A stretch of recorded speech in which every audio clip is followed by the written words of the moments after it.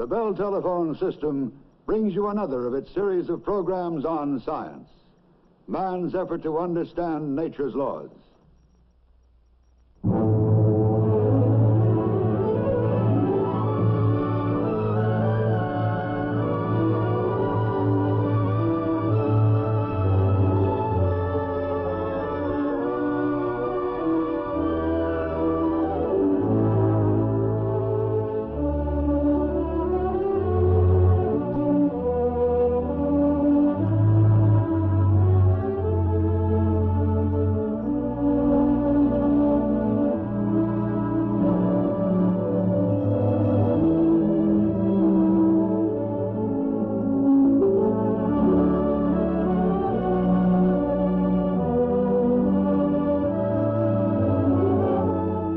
Soundstage, with its gadgets and equipment, will serve as a sort of workshop in the telling of our science story. The human senses, how they work, and what they mean to man. And to help us along, we'll have the assistance of various members of the crew who work here. Thanks for the tour. Bill, quite a place, this soundstage. Yeah. They're ready on the Aristotle set, Doctor. Oh, thanks. Let's go. Oh, Doc, I always thought this Aristotle was a real old guy with a long beard, you know, real ancient. Well, Bill, although Aristotle lived about 2,500 years ago, he wasn't always an ancient. When he was a young man, like many other people of his time, he was interested in trying to learn about the human senses. But here he is, getting a shave and surrounded, as always, by some of his students.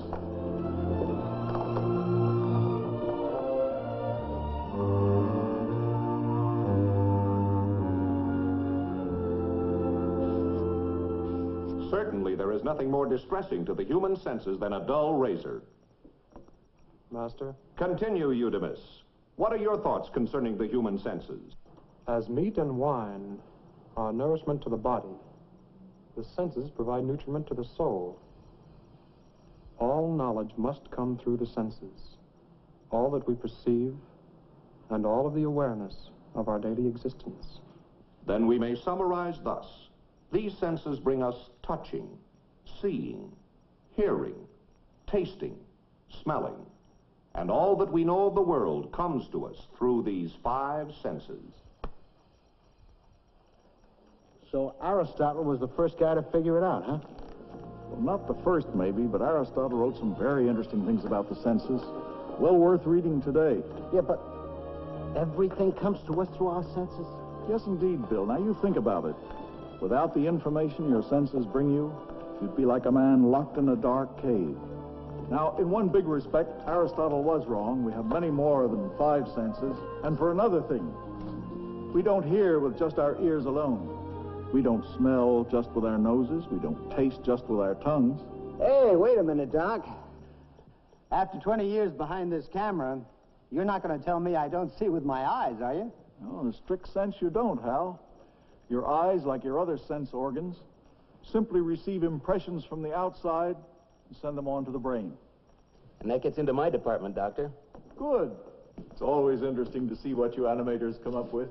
Well, trying to draw a character that represents a sense. Pretty tough assignment, huh? You bet. But we have to show how they work. So we finally came up with our old friend Mercury, messenger to the gods. But a kind of a wiry, electrical Mercury. Very quick, responsive.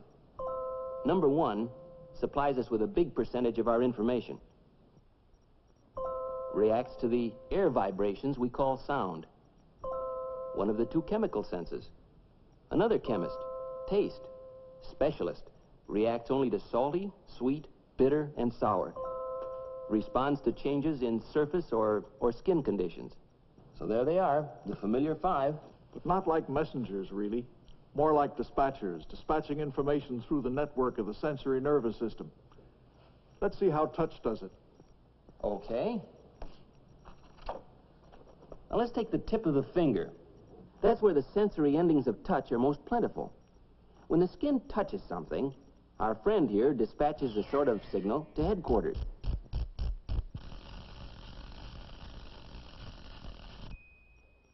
Well, in very simple terms, that's about what happens.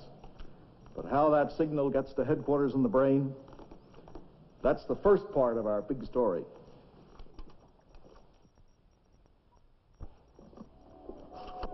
Within our bodies is a marvelous network of nerves. Nerves that carry the signals and carry them to the brain. Carry the signals? But how, Doc? By electricity. See, the nerves of this network are made up of the long, thin fibers of living nerve cells that can make their own electricity. Luigi Galvani, experimenting with what was then known as animal electricity, accidentally touched the big muscle in the leg of a frog with two pieces of metal that were in contact with each other. The electrical stimulus caused the frog's leg to jump. That was almost 200 years ago. And the arguments that grew out of Galvani's experiment led to Volta's discovery of the principle of the electric battery.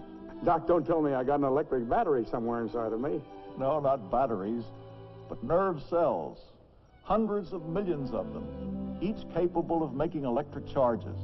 Bill, turn on this machine, will you?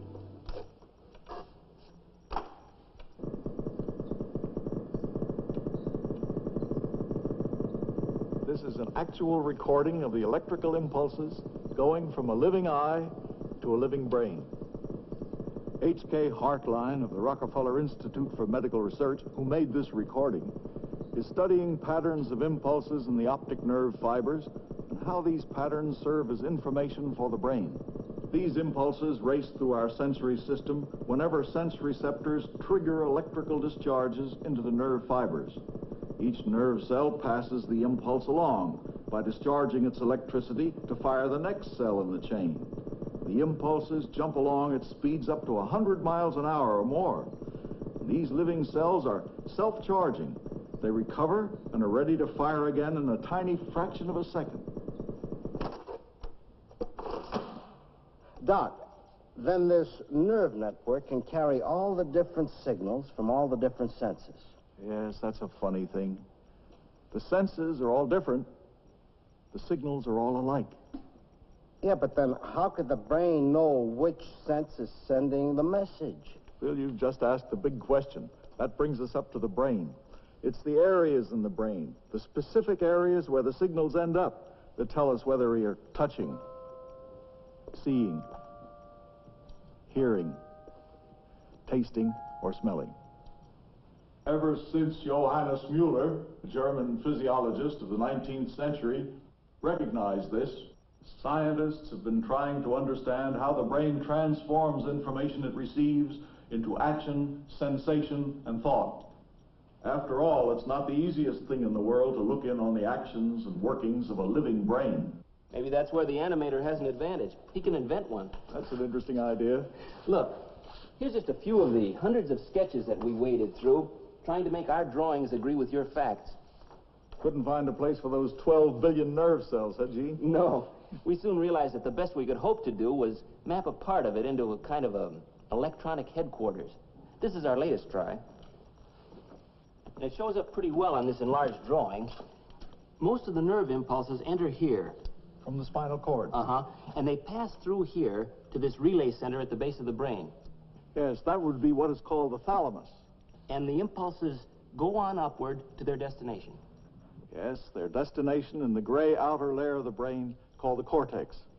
We've drawn electronic tubes to indicate the areas where the messages come in. Oh, here's a better view. Now, you see, if the impulses came from the eye, they'd come down through here. In the same way we've set up tubes for the ear, nose, tongue, touch, and all the rest. And these electrical impulses come alive as pictures on what we call the master receiver. And I suppose the smaller screen represents the memory section. Right.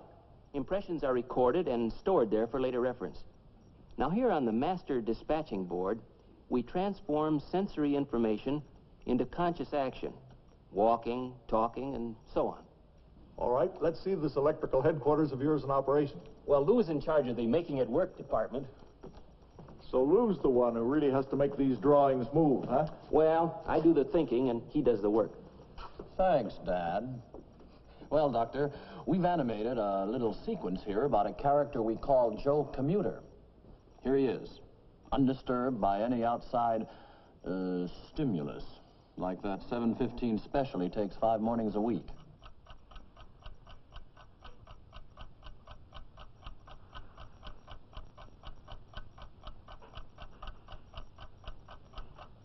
Who's the little man? He's new around here, isn't he? Well, he represents the thinking part of Joe's brain.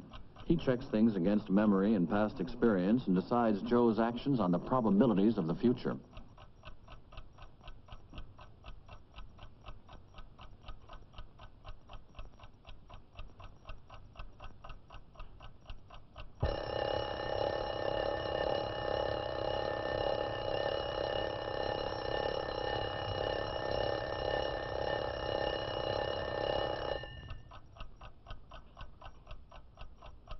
Joe? Joseph!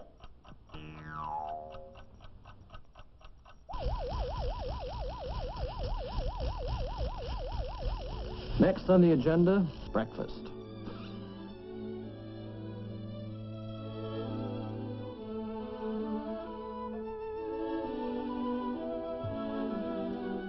Good morning, dear. And so, the day begins.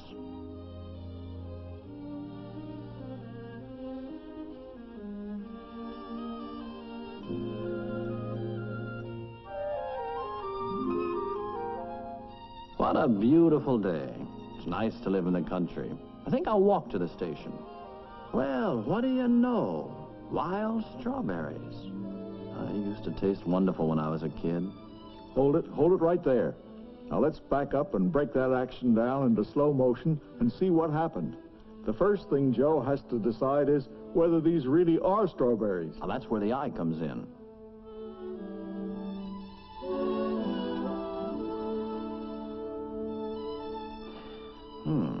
They look familiar. Let's check.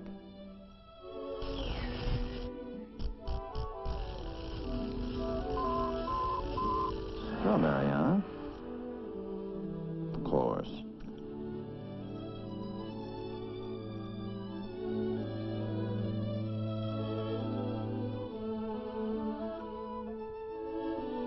Well, what about the other senses? Not much action here. Strawberries aren't very noisy.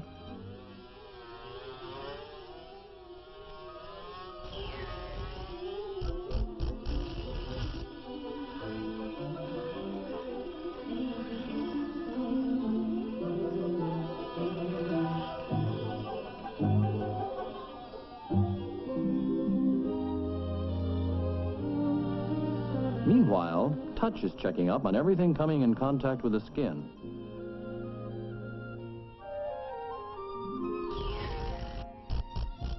And so headquarters is informed. The berry is picked. Wait a minute. How about checking with the lab? Sense of smell. Aha. And that worried look is natural. After all, how do you describe the smell of a strawberry? Stimulus dispatched. Analyzed, okayed by headquarters. Go ahead, eat it. Taste it. Another chemist gets into the act. Taste this time. How is it? Should be sweet.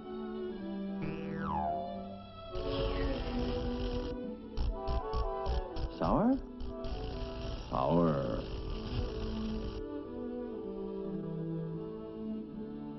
Well, a lot happened in those few moments. And Lou, what was it that triggered all those little sensory characters into action? Well, the light from the strawberry carried the stimulus to the eye. Bee buzzing stimulated the ear, and the chemical reaction on the nose and tongue stimulated the sensory endings of smell and taste. Stimulus. That's the key word, stimulus. Is that film ready? All set, Doctor. Fine. Let's take a look at it. It's the key word because all forms of life respond to a stimulus. It's one of the things that all living creatures have in common. Turn it on, Bill. Just as human beings with their complicated sense organs and nervous systems respond to the stimulus of touch, so do the simplest one-celled animals which can be seen only with a microscope. This is an amoeba. These various single-celled animals have, of course, no specialized sensory cells or nervous systems, but they lead a busy life in their microscopic world. The first important groups of multi-celled animals have a simple nerve network connecting individual sensory cells and are particularly sensitive to touch.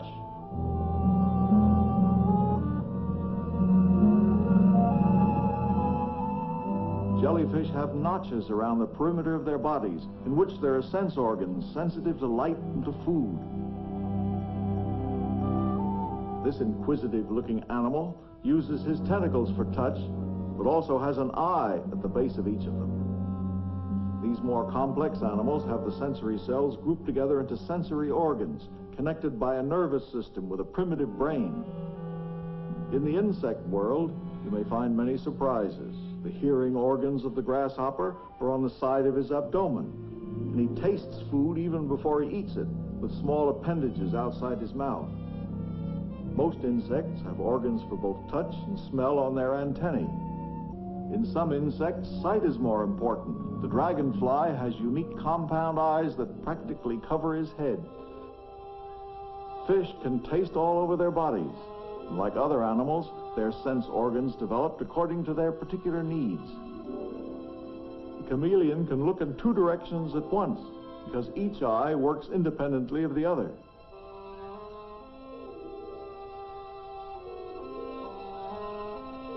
The alligator has an extra eyelid to protect his eyes when he opens them underwater. Some snakes, like the pit viper, have a special sense on their faces that detects the heat of warm-blooded prey at a distance. Among the birds of prey, the falcon especially has a keen eye. The cat, whose senses are all quite well developed, is highly sensitive to the stimulus of touch on the tips of his whiskers. In each instance, the pattern of each animal's sensory development is reflected in the development of its unique brain structure. Compared to those of many animals, man's senses are much less acute. He can't see like a falcon, smell everything a dog smells, but man lives by his wits as well as his senses. Man, and only man, possesses a brain that gives him the capacity of imagination and thought far beyond the limited mental activity needed for daily survival. And only man has developed a singular ability to speak, to reason, and to plan far into the future.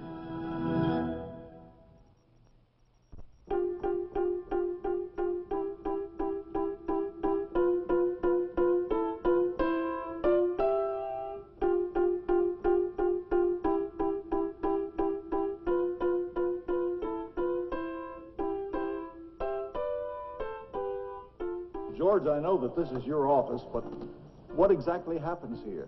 My job is to control the strength of the electrical currents coming from the microphones and bring them into balance on this console. It's called mixing.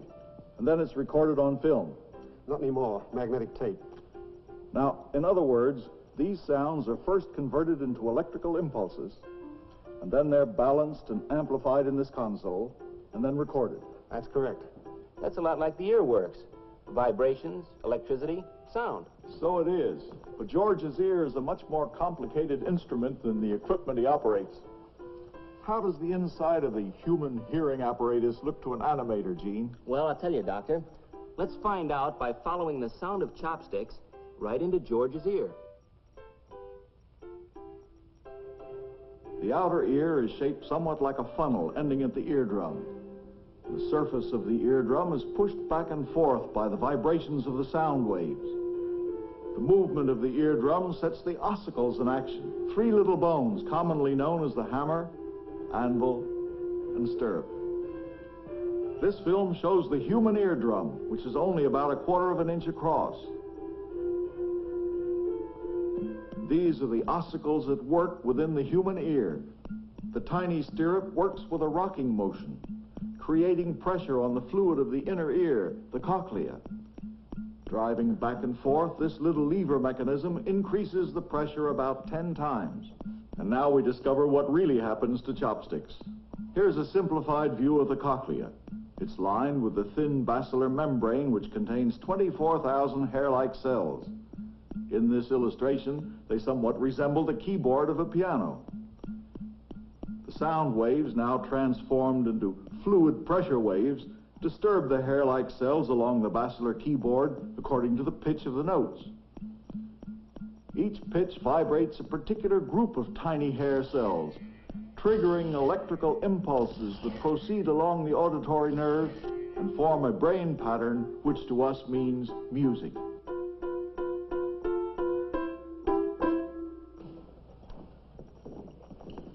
Now, those nerve impulses we heard a while ago, they're the same for, well, seeing or hearing?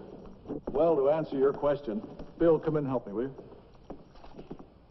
Here again is Dr. Hartline's recording of optic nerve impulses.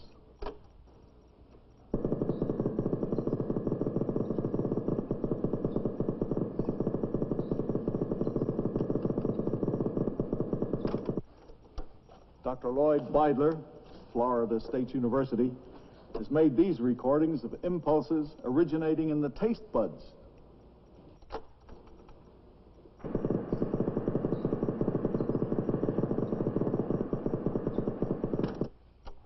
Recordings have also been made for smell, for impulses from the olfactory nerve.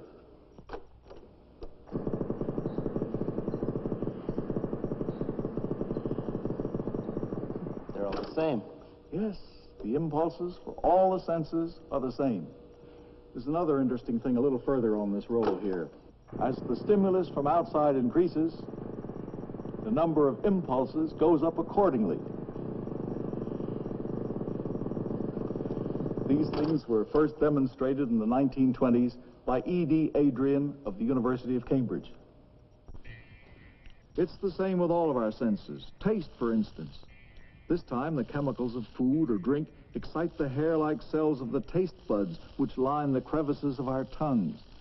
The remarkable thing is that taste is not just one sense, it's actually four: sweet, salt, sour, and bitter. Seems to me I taste more different ways than just four. That's because when you're tasting things, you're also smelling things. The range of smell seems to be boundless. Seem to be about as many different smells as there are things to smell. And of course, taste plus smell equals flavor. Gene, come on, we have to go over the West tricks. Sure. You know, a fella told me that if you hold your nose, you can't tell whether you've got a little piece of apple or onion on your tongue. Yeah? How about that? That's right. When we taste something, the chances are we also smell it. Hey, Doc, this pop tastes cold. Am I smelling that? Oh, yes, that's another thing. In our mouths, we have temperature senses, which react to ice cream, hot coffee, hot and cold things. Certainly, we find that the sense of smell is most useful to man. Perhaps primitive man, like the animals, made much greater use of it. For most animals, smell is still the most trustworthy sense. Turn on the machine, will you? The delicate fawn uses his sensitive nose as well as his ears to warn of approaching danger. Many stories are told about the moth's extraordinary sense of smell, with receptors located on its most remarkable antennae. Ants, too, have receptors for smell on their antennae. Now we know about the rabbit: big ears, always cocked, and a busy nose, always alert. And speaking of a busy nose,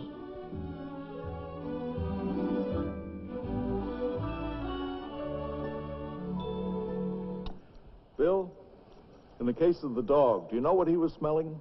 A bone. Molecules. You mean to say we smell molecules? Whatever we smell is in the form of tiny molecules that, being volatile, take off into the air. We smell them as odors, aromas. For example, they bring us the first sweet scent of new spring blossoms. Rich and long-remembered experiences come to us through the air as tiny molecules, and wafted free on the clear morning breeze, they can smell mighty good. We help the molecules get to the right place by sniffing. They wind up in a chemical laboratory, for that's what the upper chamber of the nose actually is. When the molecules reach this chamber, they chemically stimulate the millions of cell filaments on the olfactory patch. And from here, as in the case of the other senses, messages race as electrical impulses to the brain, where we experience the sense of smell.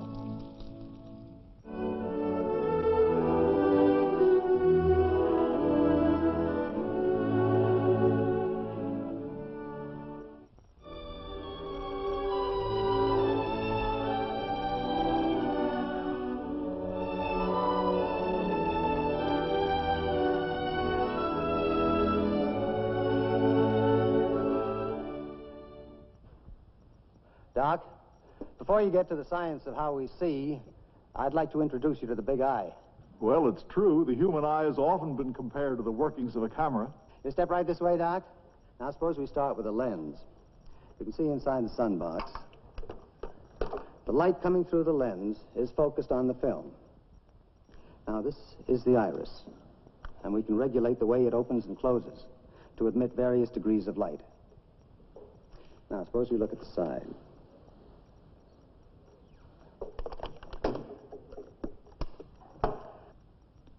Now, the film moves down here, where the light coming through the lens strikes it.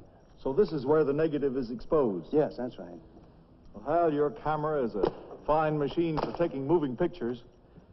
Now let's look at something much more remarkable. This is a close-up of a normal human eye. The periodic blinking of our lid keeps the outer eye surface moist. Up under the lid, and at each corner of the eye, are tiny glands manufacturing tears which wash away dirt particles and contain an antibiotic to combat germs. The iris opens and closes automatically to control the amount of light admitted through the pupil to the inner eye.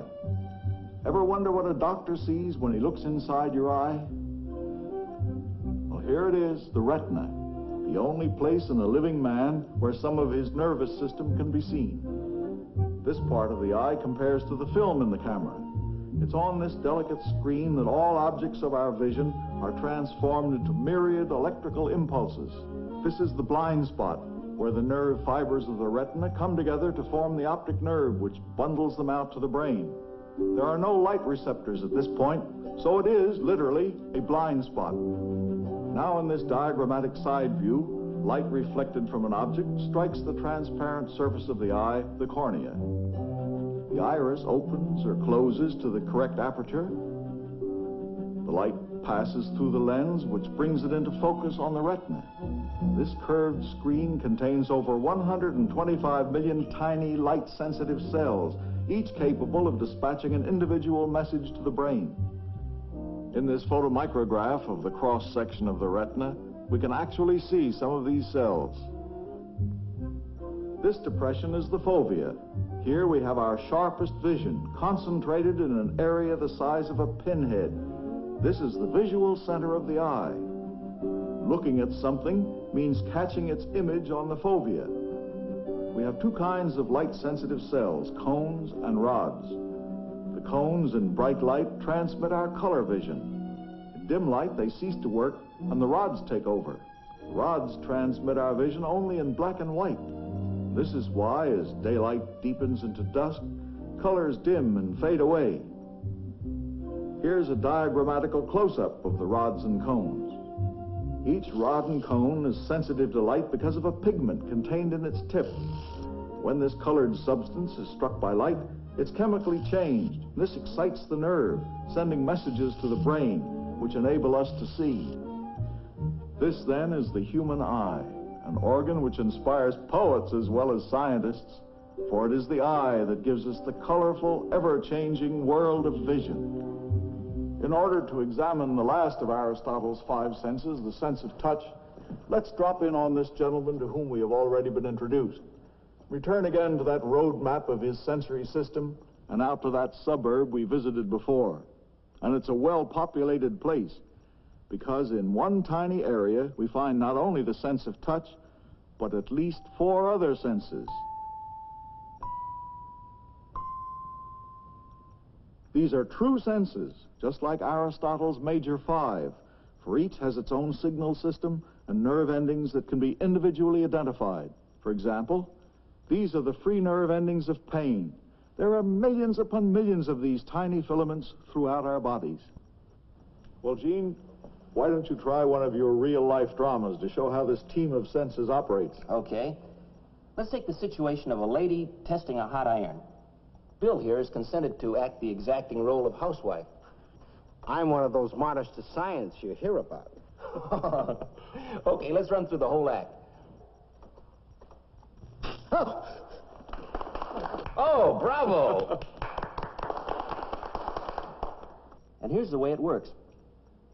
Now, in slow motion, when the tip of the finger touches that hot surface, a number of things happen and happen fast. Hundreds of pain endings charge into action. Touch sends out information on surface conditions. Heat and cold report the temperature changes on the skin. Pressure reacts to the sensation of finger against iron. So these sensory messages race up the finger and the arm and reach the spinal cord, where there's something like, an automatic switchboard, where pain triggers an immediate reflex action as well as continuing to the brain. Now, the reflex signal races back and activates the muscles of the arm, and the finger is jerked away from the iron. And it's only when the other sensory messages report in on the master receiver and the pain impulse finally reaches the thalamus that our little man knows the finger has been hurt. Well, isn't it true, Doctor, that some people are more sensitive to pain than others? Oh, yes, that's very true. People differ greatly in this. Doctor, will you sit down? Thank you. Really enormous variations in what we call the threshold of pain. Some people are born with no sense of pain at all. No toothache. That bad? It was really very serious. To touch a hot iron, cut yourself badly, and feel no pain. Imagine a child who would have to be watched every second because he would never know when he'd hurt himself. What about the other senses, Doc? Sense of humor, sense of balance, common sense, horse sense? Well, these are everyday expressions, commonplaces, figures of speech, except the sense of balance, and that's a very real sense. Without the sense of balance, you couldn't stand up. Certainly you couldn't walk. And behind this sense of balance is a most interesting mechanism. Deep within the inner ear, we have the semicircular canals, which are filled with liquid. Associated with the lining of these curved channels are minute hair cells. Now, it's generally believed that when we move our heads, the liquid disturbs these hair cells, which send signals to the brain. We also have sense receptors in our muscles and tendons that tell the brain of any change in muscle tension. When Bill stands on one foot, he can feel this automatic interplay of the different muscles of his legs. And of course, his eyes tell him what he does. Coordinating all of this information from ears, muzzles, and eyes at assembly points, the nervous system sends back reflex motor impulses to the right muscles, telling them to tighten or relax to keep the body in balance. This automatic feedback between the incoming signals and the outgoing compensating actions is what enables a cat to land on its feet or an acrobat to spin through the air to a precise landing.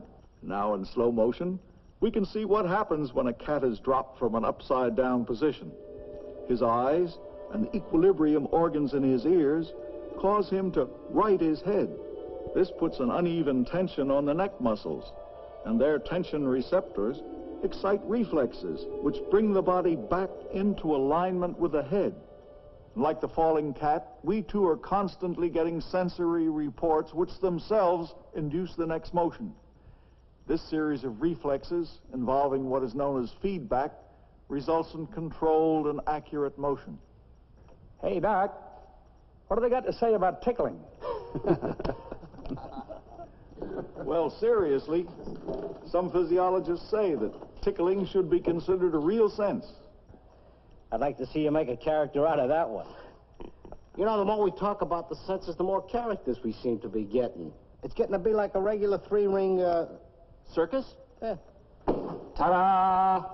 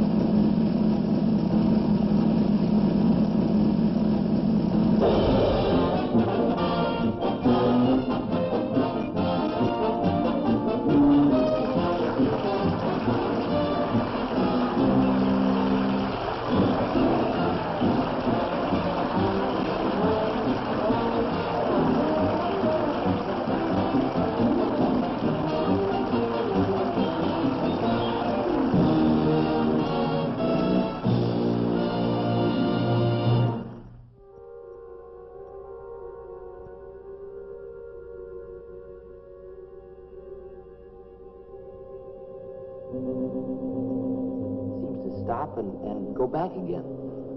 But it doesn't. It goes all the way around. It's an optical illusion. But even though you tell me, my eyes still won't believe it. Well, let's attach a bar to the framework and see what'll happen. The trapezoid still appears to move back and forth, but the bar goes around.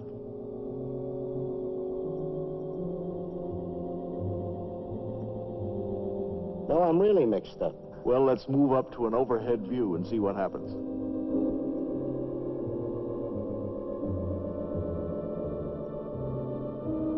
Plainly, it does go all the way around, and the bar moves with it. Reason we are fooled from this angle is that the trapezoid and its windows are not rectangular in shape, but we expect them to be, because we have learned by experience that windows are rectangular. And even though we know it's turning all the way around, our brain still interprets the visual image in terms of past experience. The yellow scarf hung on a short wire from one end of the trapezoid moves around in a ghost-like circle, while again, in spite of what we know, the window seems to stop, move back and forth.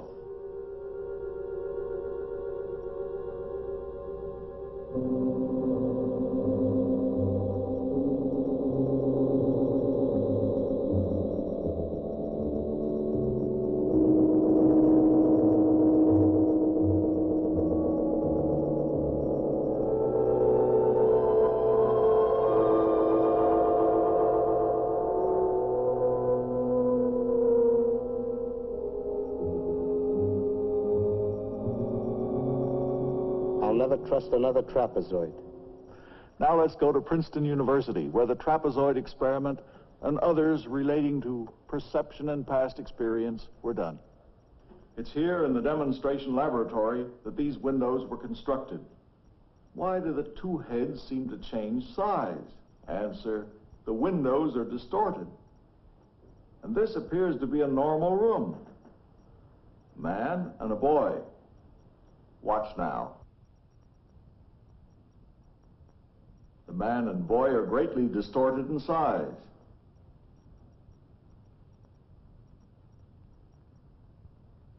The answer is obvious if we look at the room from another angle, where we see that the room is distorted and the people are normal.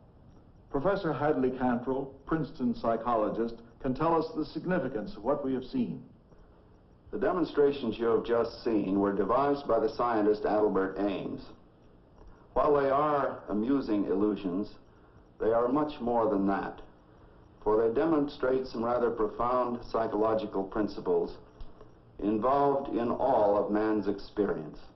They show that our experience is much more than a simple reaction to something outside, and that we have to learn through our own past behavior the significance of the impressions our sense organs bring to us. And again, this leads us to understand that the world we know is created in large measure from our past sensory experience. An interesting experiment that shows how the brain reacts to sensory stimulation can be shown here on the oscilloscope. And this instrument can be used to detect the impulses that reach the brain from the sensory organs. Now, this brain is resting, and the pattern of response is smooth.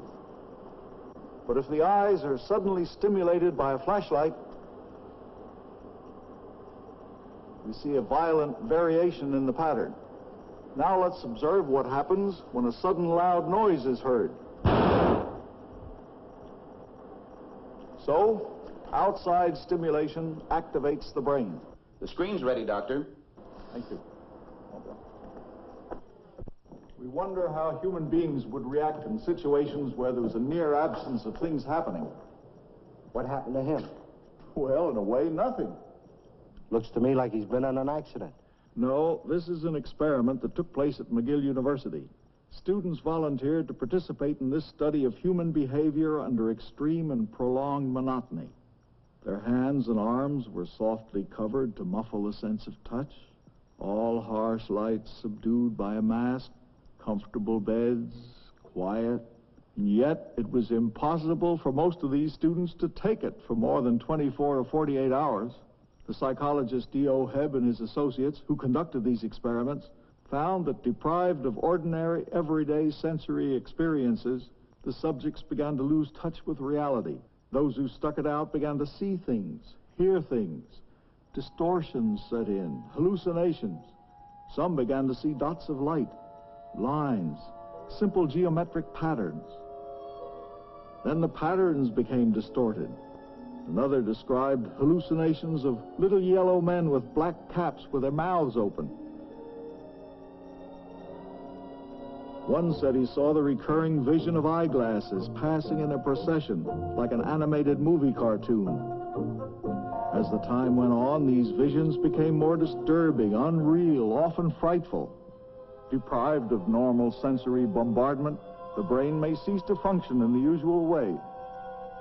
For instance, studies in France and at Harvard University have shown that hallucinations are fairly common among long-distance truck drivers after long, monotonous hours on the road.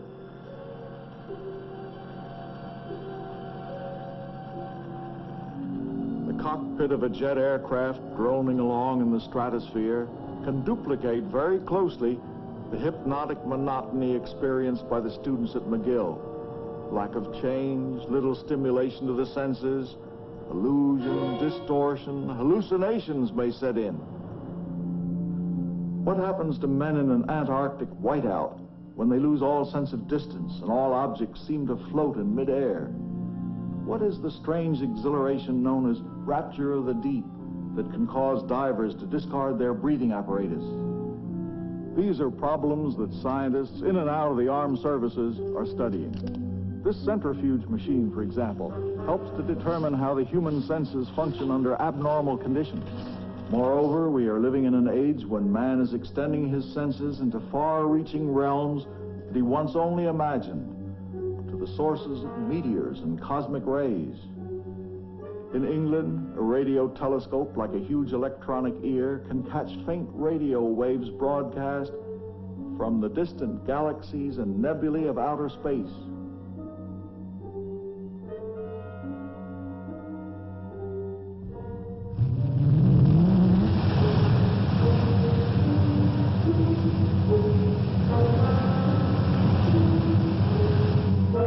Electronic senses circling the Earth send information to man's waiting brain. All these magnificent tools are nothing in themselves. They are really only extensions of man's basic senses, so that he can see further, hear better, feel more delicately. The simple truth is, no matter how much man may extend his senses, the more he must depend upon the ones he has.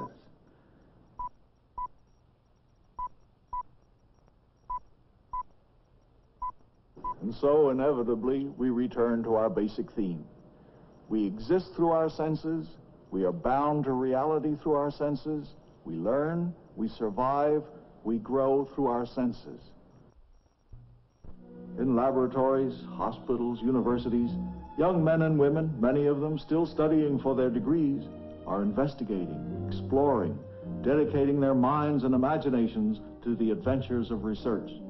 Studying the science of our senses, the mechanism of taste and smell, and the brain itself, the center to which the senses report, is being studied in every country of the civilized world. The final wonder is that the experience brought to our brains by the senses is recorded there for the rest of our lives. Dr. Wilder Penfield, director of the Montreal Neurological Institute, will tell us of one of the truly great physiological discoveries of the 20th century. Thank you, Dr. Baxter. During my life as a brain surgeon, it has been necessary to operate on a good many men and women, a good many hundreds, and to expose the brain under local anesthesia with the patient conscious. In those operations, it is a useful, practical procedure to stimulate the cortex electrically. These are not experiments. In that process, we have stumbled quite accidentally on the fact that there is recorded in the nerve cells of the human brain A complete record of the stream of consciousness. All those things of which a man was aware in any moment of time are recorded there, and all the sights and sounds which he ignored and the thoughts which he ignored are absent from that record. The operations are carried out under local anesthesia so that the patient is conscious and can talk. He does not feel anything when the electrode touches the brain with its gentle electrical current. It is as though the electrode touched a wire recorder or a strip of film, and he relives a period of time.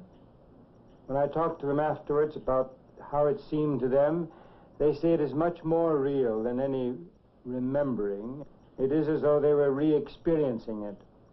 I believe you're about to hear the actual words of patients in response to this stimulus, which they were quite unaware of while they were in the operating room. You will hear them as I heard them. I have a sudden feeling as though I lived through all this before. Now I see them. They're laughing, my friends. And I'm with them in a house in South Africa. They're my old friends. I hear children's voices. I hear them down along the river. I'm sitting in a railroad station in a small town in Kentucky. It's winter and the wind is blowing outside, and I'm waiting for a train. I see the whole thing. A guy coming through the fence at a baseball game. I was watching these two teams play when this fellow came through the fence. I hear a song. I haven't heard it since I was in high school. There it is again.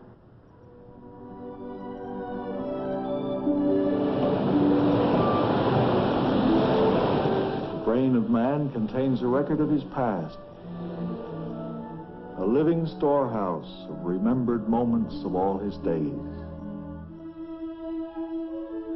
What we do, what we feel are registered there.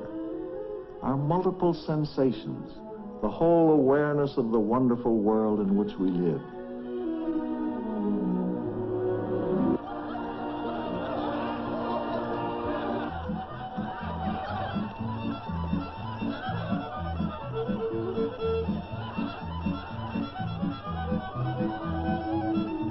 So is recorded the total spectrum of human experience.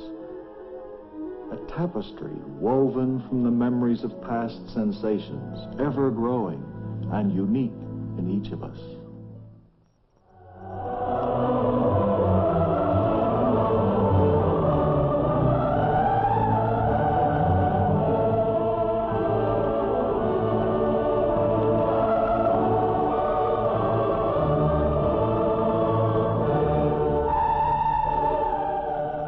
This has been a story of the human senses and how their signals relate to the brain of man, all his knowledge indispensable in understanding his world. How man chooses to use this knowledge in shaping his world will determine the future of mankind.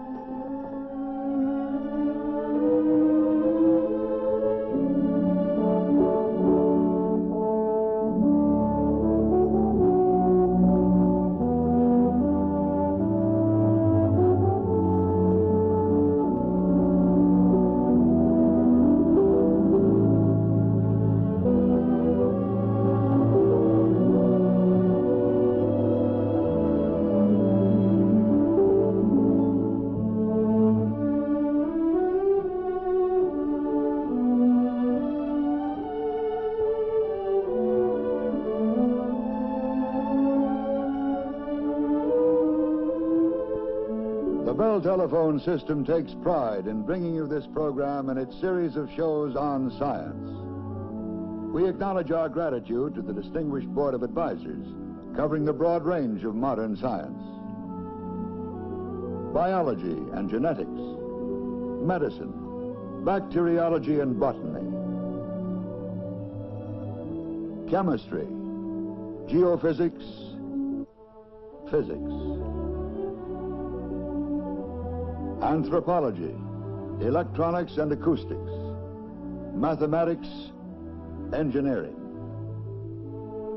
For the program you have just seen, our thanks to the special advisors who have suggested and checked the scientific material. The Bell telephone system is indebted to all these men and to many institutions for the generous support they've given this venture in public education through entertainment.